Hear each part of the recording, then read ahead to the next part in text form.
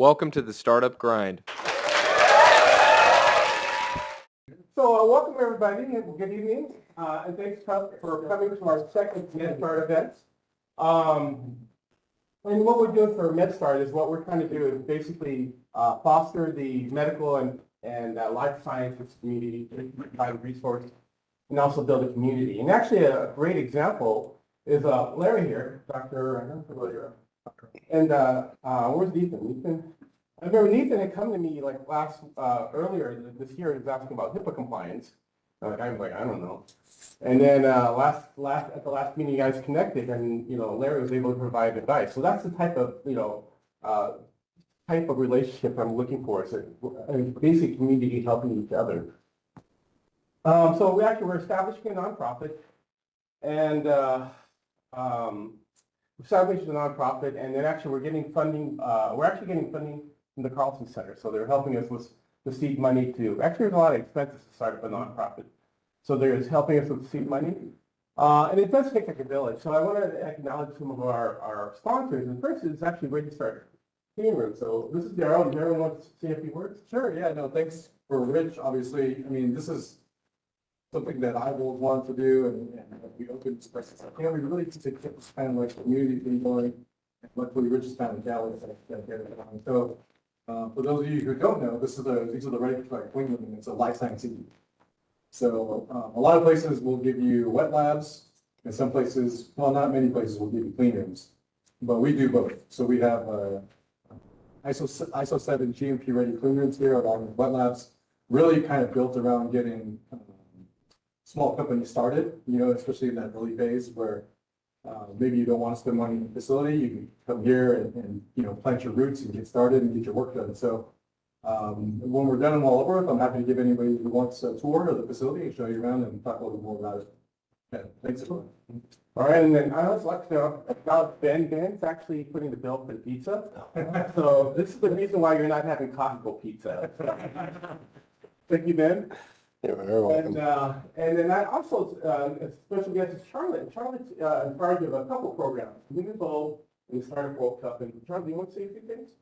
Yeah, so hi everyone. I'm Charlotte Danielson. I am the co-founder of a nonprofit called Human Bowl in Sacramento, and we do acceleration, education and innovation acceleration programs. We also run the Startup World Cup competition in Sacramento. It'll be our third year this year. Startup World Cup is the largest global startup competition in the world. Rich has been a good fan for years. Yeah. It's an amazing event. It's actually one of the best startup events. The finale is amazing. We do, as a whole, Startup World Cup has 70 different regional competitions around the world. Human Bowl does about 6 of those, so we're actually one of the largest partners that does different regions. In California, we've done Orange County, Los Angeles, and Sacramento as well. Sacramento, for 2 years, actually placed in the global grand finale top 10, which is amazing. And the grand prize there is $1 million. So we are still looking for someone to actually win that prize from our ones, but we always have companies that place in the top 10, which is great. And we run an accelerator program here in Sacramento. Free 10-week accelerator program that's funded by the city of Sacramento. And then you get priority for Startup World Cup going through that program. We kind of think you're all ready to be prepared for that. And we have the first one starts July 10th, second one starts mid-September. So we have 2 different ones this year. And the application deadline for the July 15th one is midnight, but I'm not checking anything until probably afternoon tomorrow, so if you want to apply, we'll look at it for sure. And so we've had a couple that we've already sort of pre-selected, but we have still space to add a couple more, and we are going to do the final Friday. And so, yeah, love to have more people sign up, and especially Startup World Cup as well. Humanbowl.org is where you can get more information. Appreciate it. It's not an onerous process either. Like sometimes you sign up for things and they're like, it's going to take me forever to put this together. So it is something you could do for 2 get it done. Most people say, 15 minutes, but everything's always a little different. But now and tomorrow afternoon, easily make that application process.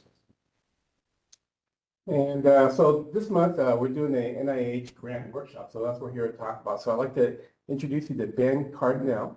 All is well. I had to Cadranel. Cadranel. I had to put that in practice, and I still screwed it up. It's okay. We went through this. I said it wasn't gonna. It didn't matter to me. How many times you screwed it up? Just full disclosure, he's a lawyer, but don't hold that against him. Everything you say will be is being recorded right now, apparently. He's the founder of Chief Advocacy, and I'm going to actually let you talk more about that. So Okay. I'm gonna steal your No, I thunder. appreciate that. Ben's going to go ahead and present. And if it's okay with you guys, I'm gonna just be here unless there is an issue. Just raise your hand and we can address it. Now, I'm just really pleased to be here, honored to be here. Again, my name is Ben Cadranel. I'm the founder of Advocacy Chiefs. As the ESQ at the end of my title indicates, I'm an attorney by trade. I have a master's in financial management and accounting as well. So I bring an interesting perspective to the startup world and to the innovation ecosystem. We were recently, for the past about 10 years, I've been focused on obtaining funding for companies in whether it's private capital or non-dilutive capital in this case, whether it's government or industry. I've been successful in securing capital across a wide range of projects. It's something I enjoy doing. And so this fits neatly within that umbrella of helping companies gain access to early stage capital at a time when maybe investor capital is either inaccessible or very, very costly to your startup. So the last thing you want to do is give away the ship before it sets sail. So again, who are we? This project wouldn't be happening without the city of Sacramento, so I'd be remiss to not include them. Their Innovation and Economic Development Department is who funded this opportunity. We're also collaborating with the Carlson Center, the Innovation Entrepreneurship at Sacramento State, and their Technology Transfer Office, which actually provides a tremendous amount of resources, as well as UC Davis Venture Catalyst and their Innovation and Entrepreneurship program as well, who are providing an intern for this project. And if you have any questions, literally at any point, just shoot your hand up, ask. I don't want this to be just me talking, but it's what it's probably going to end up being, just knowing the reality of the situation. I do have like one break in the, like something interactive we're going to try to do. We'll see how it works. And hopefully, I'll read the room. If I see faces starting to drag, I might, just call it. I'll go ahead and ask a question at the beginning. Hit me. Tell us a little bit more about yourself in terms of how long you've been doing these kinds of supportive things and how much money have you raised for them? Yeah. Okay. So I've been working with startups and organizations. I wouldn't say just innovation companies, but government, nonprofits, innovation companies. Probably secured myself in the last 5 years about $15 million in funds. For this particular project, the Small Business Innovation Research Project is a little bit new to me. I've submitted a couple of these. For that reason, we've partnered specifically with an expert in SBIR grant writing, Stacy Chin, who's a PhD in chemistry. So she's successfully won over $15 million specifically in SBIR grants and has written many of these. So I know my limitations. I'm learning this process a little bit. I'm really good at connecting the dots. I'm an ecosystem builder. So when companies come into our project, they're not only going to be getting supportive grant writing service, but they're going to be getting connection to our entire network and ecosystem, including folks like Sacramento State, including venture capital firms like Growth Factory, whatever the need is, including Human Bulb, right? Like whatever the need is, we're looking to connect our companies with them because it's a collaborative, it truly is a collaborative effort in this ecosystem. And so none of us can do it on our own. I'm filling a niche specifically in the getting early stage funding for this SBIR program here, but we're looking to branch out into other grants in the future. But this is our focus today. And so, again, I've worked across multiple systems, UC Davis, I've worked with City of Long Beach, worked with innovative companies like Light, Jewel Case, on things like grants and government relations strategies. So we're bringing all that world of experience, kind of like the other side of the lobbying coin, if you will, just the network connector, bringing that ecosystem to bear here for this project. And so the Small Business Innovation Research Program, it's a non-dilutive program that's run by the federal government. So there's two sides of this coin. It's the SBIR and the STTR, the Small Business Technology Transfer. We can explain a little bit of the difference. But this project specifically, what's going to happen is we're going to be offering workshops and materials around this grant project. We're going to be offering suitability and technical reviews for participants and direct editing and grant writing support. So we're going to be choosing 8 to 10 companies over the next year to work with directly to support them in actually submitting an SBIR, right? To actually like roll our sleeves up and do the 50 to 100 hours that it takes to put one of these applications together and get it across the finish line. Significant effort. The cost of this on the open market for these types of services runs anywhere from $7,500 to $10,000 for a phase 1 application, plus approximately 5 to 10% on the back end if they win. This project here is not going to cost participants anything.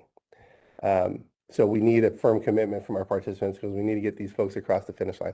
Is that include phase 2? For this project, we're looking specifically at phase 1, but yeah, I think cohort 2 or cohort 3 we could contemplate a phase 2 application if we have an applicant who has Typically, phase 2 are a little bit higher amounts, right?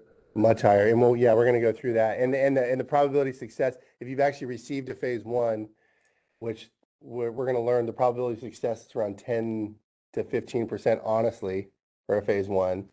And really our goal is how do we get that to like 40 to 50% probability rate for you guys, right? And phase 2, whereas phase 2, you probably have more of like a 40 to 50% chance once you clear phase 1. So, and then really this last piece here, support with other grant requirements. I know I talked to at least one person here, and there's probably a couple in here. Daryl's familiar with the SBIR program too, but the requirements to submit are numerous as an understatement. I mean, there are a lot. And so, most startup founders need support with the million check boxes, the boxes that need to get checked. And so we're going to do that.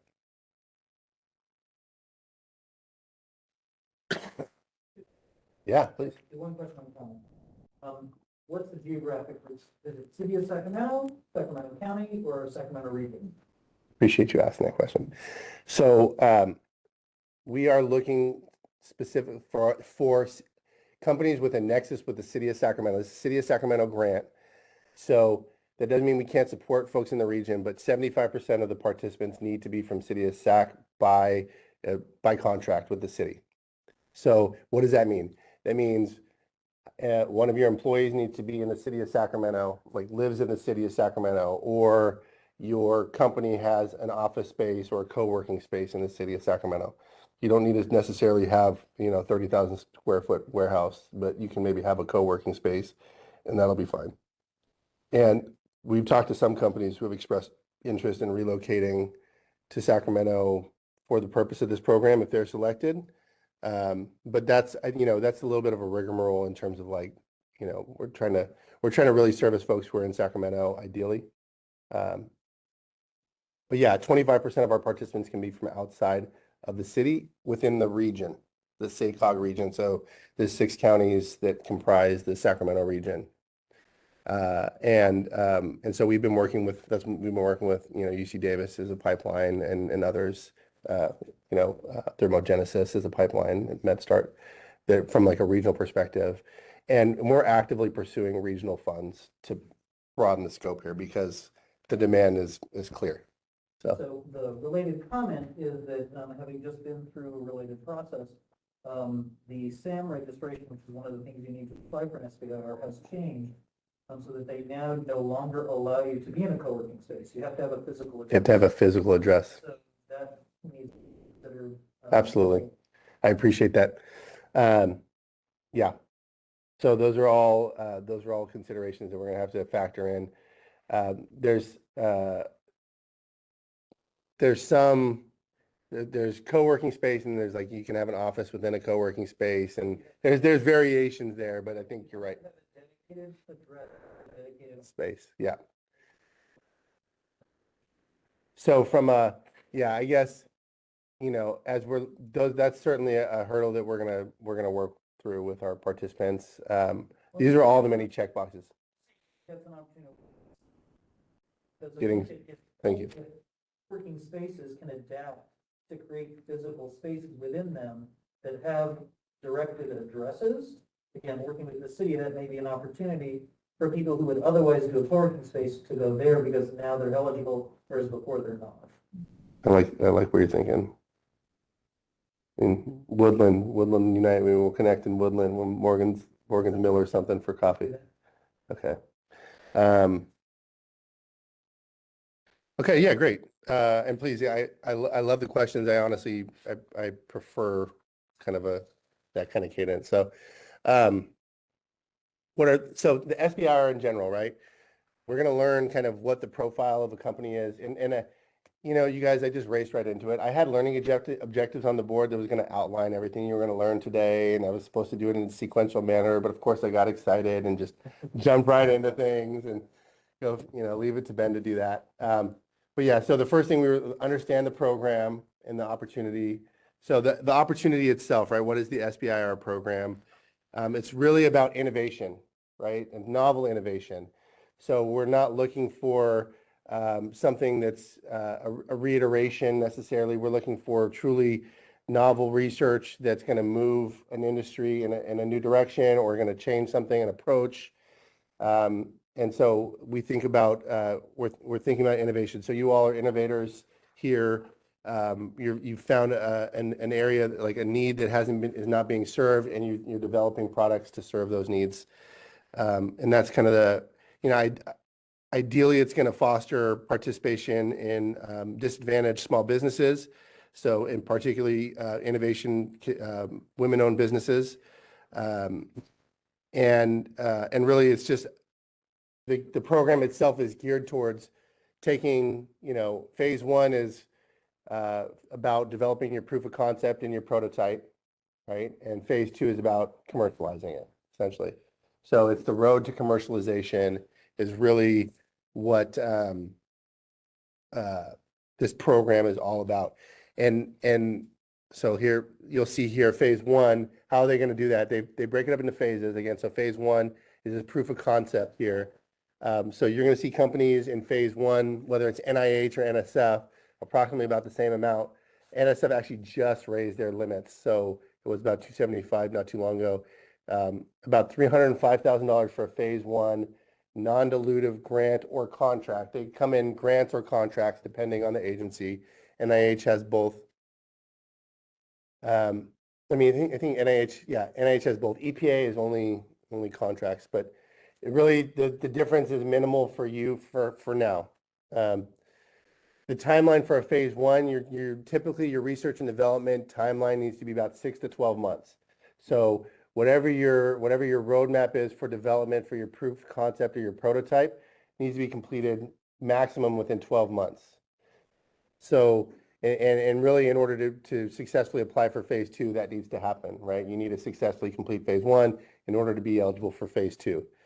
So that phase two budget for NIH is much larger, right? It's almost $2 million for phase two. For NSF, they have phase two, which is 1.25, but then they have a phase 2B, which is like, if you're very successful, you can leverage those dollars with private investment dollars to increase the amount of award. So you'll see phase two specifically is about 2 years on average. NIH is 1 to 3 years, but on average is about 2 years. So when we're talking about when you're talking about your research and development roadmap, thinking about whether this program is right for you or not, we're literally talking about 3 years of research development and then ultimately commercialization. That's what the time frame. If If that time frame works in your world, then, you know, this program is, you know, is a likely fit. If you're like 2 months from commercialization, or you're already at commercialization and you're just trying to put the foot on the gas on commercialization, the SBIR project might not be right for that specific thing. It may be right for the next roadmap project that you're working on, right? If that's of interest for you all. So just thinking about what the project is and whether it's a fit for you. Again, we're going to go over this a little bit more in detail on the next, and I have some handouts here. I think there's 15 or 16 people. We might be one short, Daryl. I don't know. We'll find out. You can pass those out. So again, you have to be a for-profit entity. Okay, so this is not for nonprofits. You got to be located in the U.S. and you got to be majority owned and controlled by U.S. citizens or permanent residents. And you have to be a small business, so fewer than 500 employees.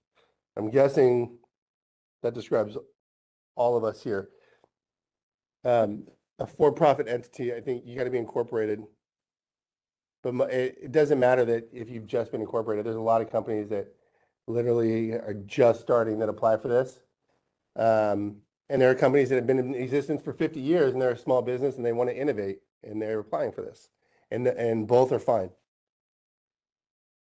So what we're going to do is we're going to actually go over this assessment guide here. I have it a little bit bigger.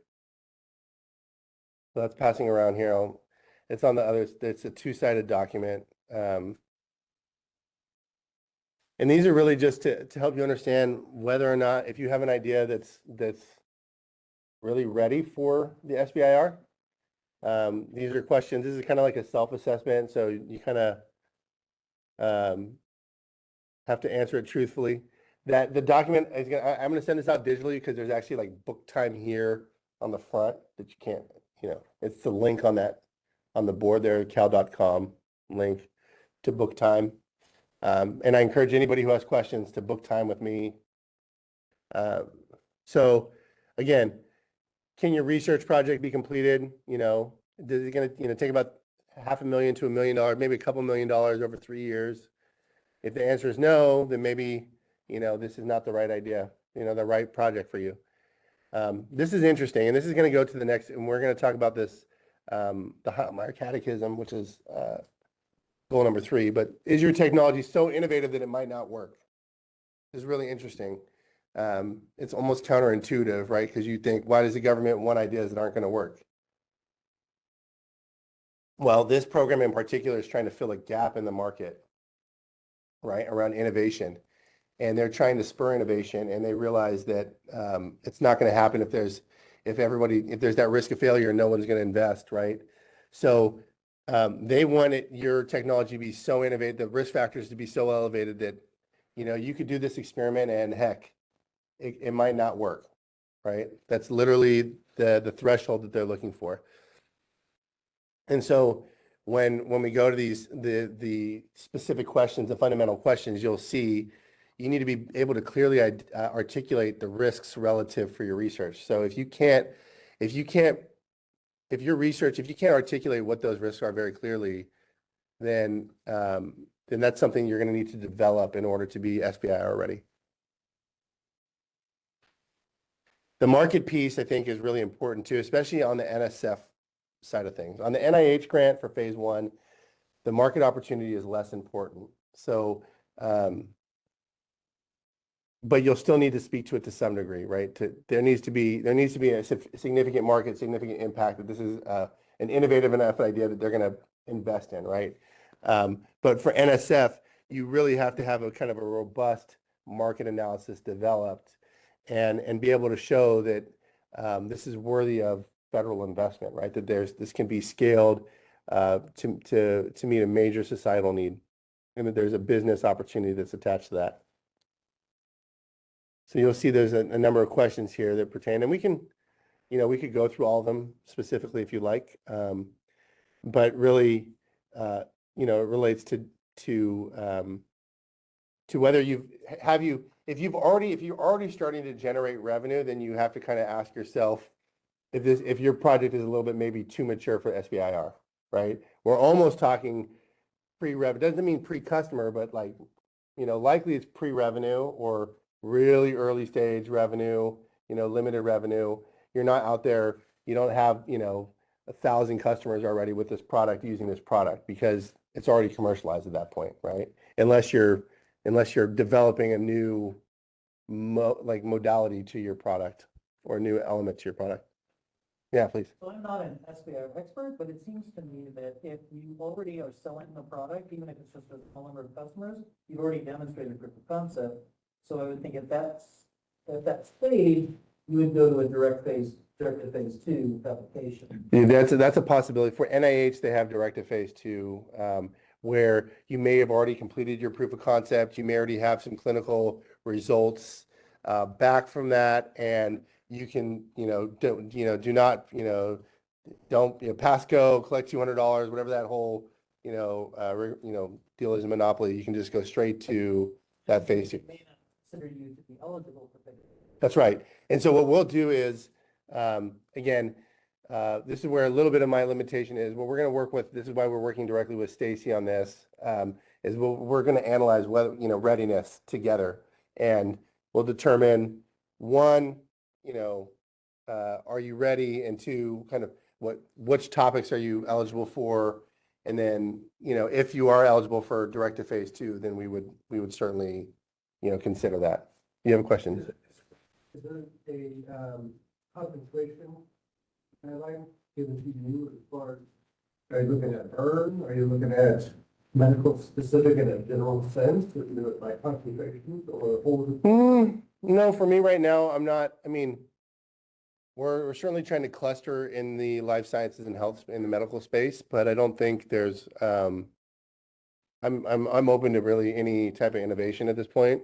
It's really a matter of readiness, SBIR readiness, and whether, you're there or not. Excuse me, that's in. So yeah, I think we just want to know what you all are working on, and then see if we can help you. I think we're going to be choosing our first cohort. We'll be looking for executive summaries from companies through the end of the week, essentially for this cohort 1. But again, we're having 3 cohorts. So if you don't make the cohort 1, or maybe you're not ready quite yet, and you just still make a meeting with me, I'll say, hey, look, let's work on X, Y, and Z to get ready for cohort 2, and we'll work on those things together.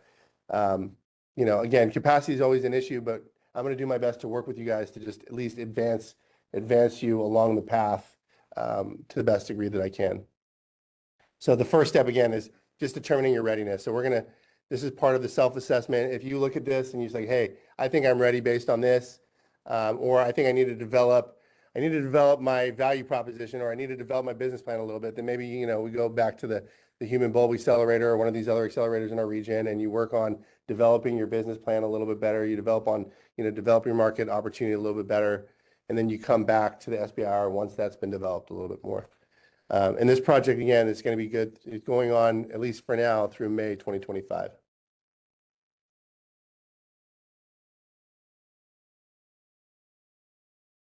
Okay, so again, innovation criteria, the threshold here is, I can't reiterate it enough. I mean, they're really truly looking for innovative, novel research and development ideas, right? So if it's an app, it really, there's a lot of apps. So what is it? How is your app distinguished? How is it novel? If it's a device, that's already out on the market, they already have something similar, or, there's competitors out there, which a lot of companies, there's a lot of competition out there. How is your product different from your competition? How are they, and we're getting now to learning objective 3 here, which is the How-Meyer Catechism. So fundamental questions for any SBIR or R&D grant. And this is really something that any and every company that's anticipating writing a grant or asking for money should commit to working through and working on, and having some version of this, an updated version of this, so you can succinctly state the purpose of your research and what you're working on and why you need the support that you need. So we're going to go through these, and I actually, ideally, by the end of this evening, at 7 o'clock, what time do we have until? Rich? It's like 45 minutes and then 50 minutes of. So what are we, 10 more minutes? 15, 20 minutes? Do you guys have 15, 20 minutes? This electronically with us, right? I'm going to share all this electronically with you guys, I promise. So by the end of this evening, I was thinking this is how we could break up and shut me up for like 2 minutes, is maybe work on question 1, and then if there's any brave souls, you share it out. But like, so the idea is there's 9 questions, you'll see here, there's 9 questions here with some sub-questions, some guiding questions that I'd want you to answer, okay? And this is something that I'm going to ask of every company that I work with as we prepare.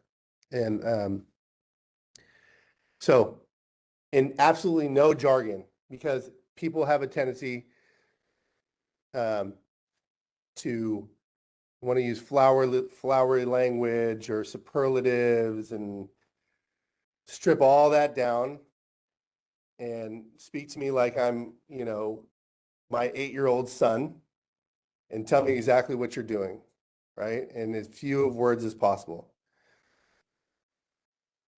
That's the goal of number 1, right? So, and again, that using absolutely no jargon should apply to literally every question, right? We want to, and this is the goal of our grant writing that we'll be doing together. And if you aren't, if you aren't part of the program and we're still, you still need support and we're going to work through this year, I'm happy to just work through this with you as much as we can. How is it done today? And and you'll see how this kind of corresponds to the readiness guide that we just talked about, right? How is it done and what are the limits of the current practice, right? So why are improvements needed? So Fractura over there, right? You saw a clear need in the market in terms of, you were talking about skin grafts and like bunching and like not being able, and so you saw a need and you made an improvement, right? The consequences of doing nothing were that people weren't healing properly, right? And it was costly, not only costly, but it was painful. So what's new in your approach and why do you think it will be successful, right? So this is the preliminary work that you've done, Larry, right? If you have early data is not required, but it's really helpful for a really extra competitive grant. If you have some early indications that your product has some traction, you have early data, you have early customer success, you have someone's used it, a prototype, and they really liked it. They could see, again, testing your assumptions on a small scale, right? So maybe taking your current MVP and you want to build a bigger, a more commercial ready prototype or something like that. Who cares? Who's going to benefit from your project? These are, again, part of it's your market, right? But it's also kind of going down to the next question, which is like, what's the societal benefit? Like how is society going to benefit from this? How is this going to be truly impactful? Because that's what the government really wants to fund, is things that have a massive public benefit, right? These are public dollars. They want it to have a massive public benefit.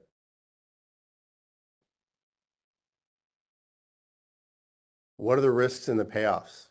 Again, you need to be able to articulate the risks. I can't overemphasize that. This is a really critical aspect to these grants, and to being able to show why that you've thought thoroughly through your research project, right? If it's truly innovative, then there are going to be risks associated with what you're doing because no one's done it before.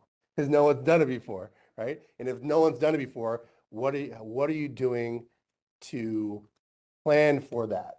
And how are you going to address the fact that no one's done it before? Or maybe people have tried and been unsuccessful. So are these this question specifically stated in the application, or is it? No, so we're interested in applying for grants in general, and we don't know where to start. That all this that you use right here, we're going to be able to plug in some fashion into those questions. These are going to show up in some way, shape, or form. The interview questions, very important interview. I mean, essentially, these are questions that across every SBIR application, they're going to ask in some form, shape, or form these kind of questions. They might come across a little bit differently, but ultimately they're going to be getting to this. Is everyone familiar with ARPA 8? Is everyone familiar with DARPA? Okay, DARPA, the Defense Advanced Research Projects Agency that created the internet and many other innovative things. About 2 years ago, Congress decided we needed something like DARPA in healthcare, but they didn't want to call it ARPA, so they called it ARPA H. And when ARPA H first started having conversations, I attended one of their sort of introductory meetings, and I asked them a question. I said, how do you manage the challenge for innovation when policy is a barrier? So after that, I had some conversations with the executive director, the interim executive director at that time, about what kinds of things do we need to change in policy in order to make it possible for innovation to happen. And that went on for several months, and then they got their permanent director, and then those conversations ended. But during that conversation, these were the questions that they specifically sent me about what would that look like. So ARPA H at least uses this specifically, but most of the other agencies have a standard grant form, and if you go online, you can find the NIH grant form, and it's a very long, it's about 150-page document that talks about how to do the different components and parts. But for the grants, these are great questions to be thinking about. I will have one final thought, and that is the big challenge is you want to be able to answer all these questions in your application, but there's a page limit. The challenge is answering these questions extremely concisely, but still clearly. That's right. So we don't have enough time today to go through everything that I prepared, but on pages 2 and 3 are considerations and best practices around specific aims. So the specific aims is essentially the executive, which you maybe consider the executive summary of the NIH SBIR grant. In one page, you have to consolidate your entire research proposal. In three, we'd say 3 specific aims. Like, what are the 3 things that we're going to accomplish with this research project? That's what this specific aim. So it's kind of like this would be, this is a good start for whether it's the project pitch, for NSF, whether it's the specific aims, whether it's for ARPA H, whether it's for any other federal or state grant. This will be, I would say, the intellectual exercise that I would encourage you to start with, to start really putting pen to paper on what your specific research project is going to look like. And once you can articulate that, then you can literally go and write any grant, right? It's just a function of, you've got these are Lego blocks. You consider these Lego blocks of grant writing. Okay, these are your Lego blocks of grant writing. Okay, so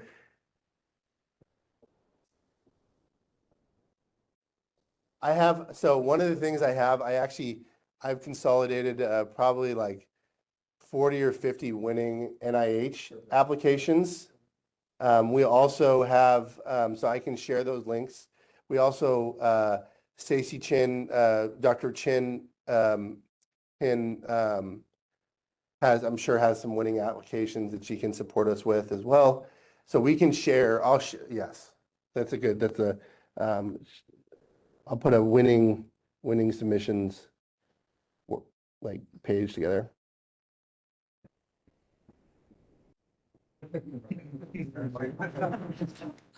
I know, right? You always learn more in your losses than you do in your victories. Isn't that the case? It's hard to learn. Yeah. Yeah, I think you'll learn more in finding the patterns across, 10 or 15 winning applications and really seeing how they structure their specific games. And I deal with a guy at UC Davis Ventures. It's a friend of mine, PhD, does review some of the grants, and some of it is really just arbitrary, especially if it gets down to like 2 and they only have funding for 1. It could be something you manage to like it. I mean, it could be that simple. And it really depends on what the reviewers read, because sometimes they either misinterpret or they look at something that's similar to what you're doing, but it's completely different, and in their eyes, it's the same. And it's not their field of expertise, most likely, the person who's doing it. Yeah, and I have to confirm, but I believe the NIH has a distributed review process, so I think like 20 reviewers, there's only 3? Okay. That's why I said I need to come first. There are like 20 people on each committee, Okay, but each application is only read by 3 people? Okay. Kind of I'm going to take a note, and I want to make sure that I don't spread falsehoods to my community. 3 reviewers. About, Yep. Ben's thing about jargon. If you use a lot of common jargon, they all look the same. They can't tell the difference. So try to be simple, straightforward, like you're not talking, Yes. promotion, You know what to use the tell, same words, but they mean different things. and you know what the telltale is? Fortunately, ChatGPT. They can see that all over these applications. They've kind of come adept. There's a repetition and a cadence that's produced through these ChatGPT documents that I've noticed personally myself.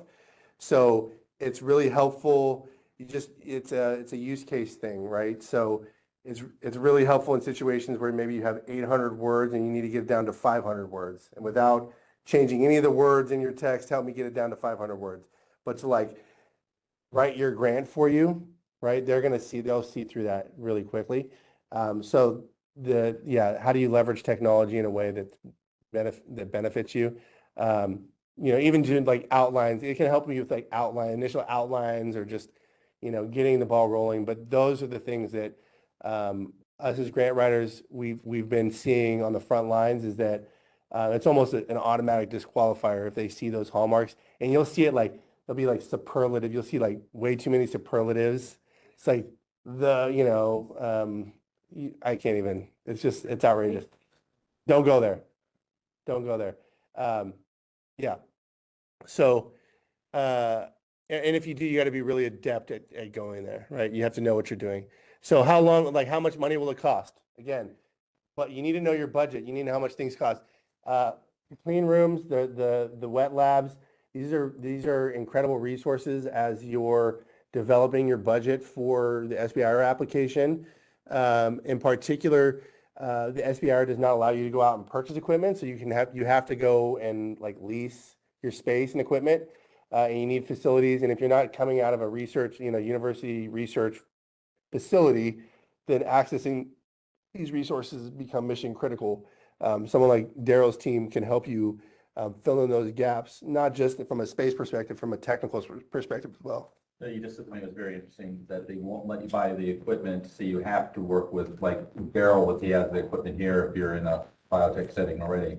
It's not that they won't let you, it's that they generally frown upon it. They specifically ask you to say anything costs over, I think it's $5,000 or $10,000. Right. Well, equipment in this industry is more than that. So That's right. So you have to justify why they'll purchase it, so you probably get, if you can get the $3,000 computer, but you're not going to get the $500,000 essentially. I've seen like virtual reality headsets for $1,500.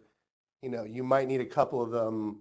I've seen that, but not like full scale, yeah.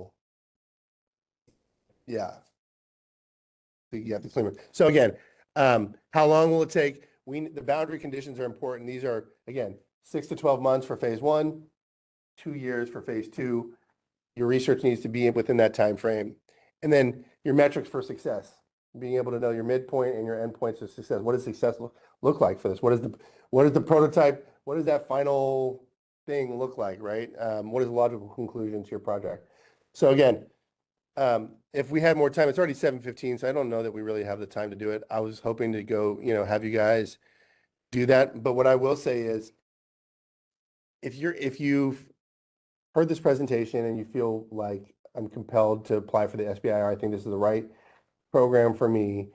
You can do one of two things. One, you can just send me, an email at that email address up there, advocacychiefs.com, Benjamin@advocacychiefs.com, and say, Ben, I want to do this program.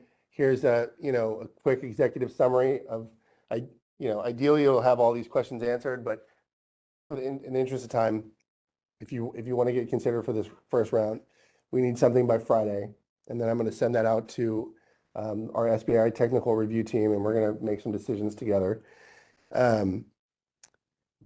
Or if you're like, you just have more questions, maybe you're not ready for cohort 1, but you want to keep talking, just book some time on my calendar and let's talk.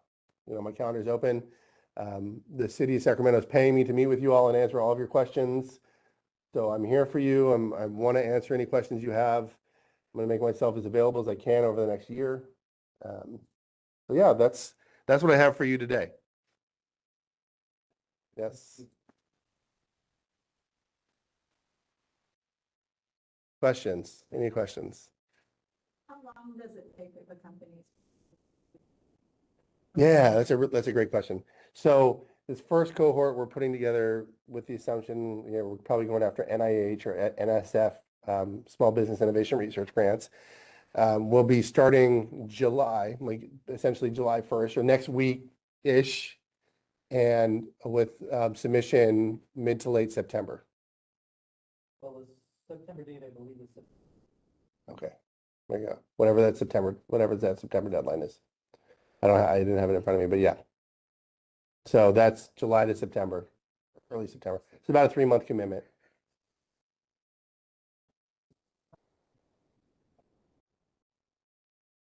Yeah, that's Yeah,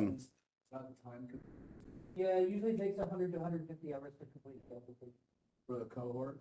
Is that- for In terms of how much time it takes to complete the application and get it submitted. like actual work, the labor hours to like write. So this is why we have an expert grant writer. I'll be helping with the registrations. Most small businesses are actively trying to go raise capital, go get business, go do their thing, have limited capacity to do this type of work, and it's very complex. That doesn't mean that this is not a Tesla and you get to hit autopilot and take your hands off the wheel and we're going to drive you home. Like you actually got to keep your hands on the wheel, and you got to put your foot on the gas with us, and you got to drive the car a little bit. And because you're ultimately the technical expert in your space, right? You're coming in as the person most knowledgeable on your project. So until and unless you kind of give us all that information, dump all that information onto us, we're not going to be able to go out and write that for you, right? So there's definitely some level of involvement that's going to be required from you all, but you're not going to be burdened with the 100 to 150 hours. Let me give you an alternate perspective. Sure, please. So I had a team of 5 working on our last SBIR. Between us, it probably took about 150 hours plus or minus to get it done. And I think it would have been great to have guidance from some people, but they're not us. They Yep. don't understand what we're doing. What they can help us with is, how do you write this so that it's interpreted in a way that you intend, right? People who do not have the expertise, they're able to look at it clearly and say, are you saying this? Or are you saying that? Right? So that kind of guidance would have been really helpful. But I have to imagine that their commitment is going to be somewhere between 20 and 30 hours, and our commitment is going to be 100 plus. It's possible. It's possible. I think our commitment may be more than 20 or 30 hours. But I think I think you're right that there's an expectation that you will be an active participant, right? And even if you went out and hired a grant writer and paid them the money anyways, it's going to be the case. You're not going to just be able, because otherwise they're just going to submit the grant what they think is your grant. And that's not, that's not what anybody wants. Well, not only that, you're going to, if it gets awarded, you're going to be expected to do the thing. Yeah, you have to do exactly what you say you're going to do, right? So that's where you have to be able to understand what your capacity is, what your expectations are, what your goals are, and then we'll help you articulate those in a way that's a winning grant. Yeah. And the nice thing is for participants who are selected, we're not going to take any money on the back end. There's none of that. So it really is, it's meant to be a public benefit for this region. It's not meant to be, a money grab. Earlier slides, you had something about 50%, greater than 50% female owned. Was the city's requirement for you guys to do the thing? No, those were federal goals. We've made I don't know if we made a specific, I have to look at the specific commitment we made. I think our goal is to hit probably 50% underserved. I think that's likely, but I don't know. I can't remember off the top of my head, but we did make a commitment. Yeah. Yeah, and I've been pleasantly surprised at the mix of founders that we've been hearing from, and it's just a testament to the region. You know, we got a really diverse region. Who's ready? Who's ready to jump? Who's ready to jump? Oh, give me what? Okay, okay, he's ready to. Sorry, sorry, Rash. Yes. How do you like to be? Innovative? Yeah, sure. So it's something that does, it's something that doesn't currently exist, for starters. So it's addressing a major need that's currently being unmet, or doing it in a way that's achieves a much higher or greater efficiency to be to allow it to be commercially practicable, whereas maybe it wasn't. So like being able to, you think about just a really rudimentary example, like taking, being able to take the computer, the first mega computer, and getting it down to the personal computer, right? Like that is highly innovative, right? Well, Please. Yeah, speak to that a little bit. So, I mean, I worked on one with, say, a company, and I wouldn't necessarily call it a V2 product, but it definitely was in that vein. So it did something better than what was existing, right? So it doesn't necessarily mean it was like a breakthrough technology with brand new research, but it was good. It was good. It was semi-novel. And at the end of the day, the grant was written in such a way that we got the grant. So I wouldn't necessarily rack your brain and try to figure out, like, is this truly 100% novel, or is this breakthrough technology? Innovation. Like, if you think it's good and you believe in it, and Yes. you think it's going to be What Daryl said. it's going to help do things better or improve the process or product or methodology, I say go for it. I mean, the application is an application. The worst they can say is no, right? So, Yeah, I mean, you're tackling something that, that's, that like I've seen like repurposing pharmaceuticals is, like taking one pharmaceutical, it works for one thing, and then you're repurposing it for something else, right? That could be a novel application. You want a real world example? I mean, right now, would you like an example? sure. So my company is developing a unique way to create human serum. Currently, it's only made from male age blood people. We found a way to utilize both genders and all blood types to make the blood supply from 2% to 100%. That's our product, and what makes it unique. Mm-hmm. That would be an example. Okay. Good. It runs the gamut. Sorry, real quick question. Please. Have there been grants that have been accepted that have been like 1 to 2 sentences for each question? I guess is what I'm trying to say. No.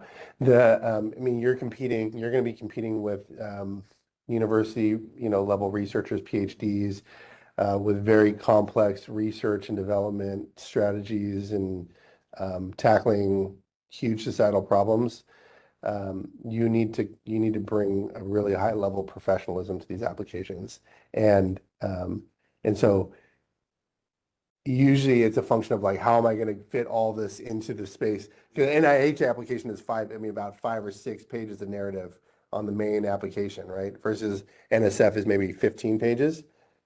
Getting your entire research strategy in the 6, that is, most people, it's not about, it's a challenge. So bottom line is you don't want to add too much fluff, but it's also too it shouldn't be so simplistic to the point where it's don't even feel. There should be actually no fluff in the application. Every sentence has a purpose. Everything is kind of an accordion. It all relates back to your specific aims or your, the intention of your research, right? And one thing about the specific aims is when you do it, you don't want any one of them to be, if one of them fails, then all of them fail kind of thing. They should each be independent of each other, right? So you'll see a lot of that guidance in that document here. But it's a really, and that's the 100 to 125 hours, right? It's an iterative process, and you really need to dial in at the highest level. And so, yeah, this guidance is really meant to help folks who need that support in doing that, have the innovative idea, have the energy to do it, but just are missing a little bit of the capacity around the specifics of the program, and we can help kind of provide a very supportive environment. I didn't mention it, but Sacramento State, their technology transfer office, especially for Sacramento State alumni, but really for anybody in the community, has been really active at pairing their research professors and their faculty and their facilities with innovators in our region to provide additional technical support. So yeah, if you guys are interested in that, please let me know. Does anybody have familiarity with the tech transfer agreement? Not necessarily the legal jargon, but what I'm trying to work out is I'm getting blood and for the product to be made into serum, but in addition to that, they are manufacturing for me. So there's two costs there. The goal is to build a standalone facility where therefore I would not be paying them to the manufacturer more, but I'd still be buying the blood in agreement. My question is, what does a technology transfer agreement financially look like? Is it usually a percentage? Is it one-time flat fee, a royalty? And I know it could be anything. Does anybody have an idea with that direct scenario? Because I'm trying to get them to tell me what they're wanting, and they're going to tell me what you want. Yeah, it's usually, it depends. It's usually a licensing agreement of some sort of the technology. The university owns the IP and they'll license the technology. Yeah, the STTR is meant for research projects that emanate from the university and want to be and are commercialized out of the university. So those are IP that's generally owned by the university and then gets commercialized. I mean, the two things is they still own it or they do sell it outright, but having some type of payment system. Yeah, you'd probably license the technology from them. But I can connect you with Raphael over at Sac State and their IP team if you're interested in just having a conversation. Yeah, I just want to get an idea of Yeah. a starting point. Please email me. University, the entity being worked with. It's a research institution. Research So it's independent, it's a nonprofit research institution. Okay. Well, if they're open to it, I would just offer them a flat, fee. I'd like to just buy it and then have a supply agreement to continue receiving the blood. But with that That's said, probably gonna be expensive, but even if It you may take be. like a 1%, 2% revenue stream, which would be more expensive to pay as you go. and exactly, and it doesn't cost you a whole lot now, I mean, but if you talk to the universities, they'll have a very different perspective. You can talk to UC Davis Venture Catalyst, if you have them already, because they can talk to you about what their fee structure is. And what Exactly. fee structure. You get a sense of the market. I think that it's very specific questions and we can connect offline. But yeah, the nonprofit, there's probably some alignment in terms of public interest. Universities tend to favor public interest in terms of their licensing agreements. So if you're going to be doing something that's just super privatized and it's not going to benefit the public at large, they're probably not going to work with you. But if something that's like truly meant for the public, they're usually all in to support your efforts.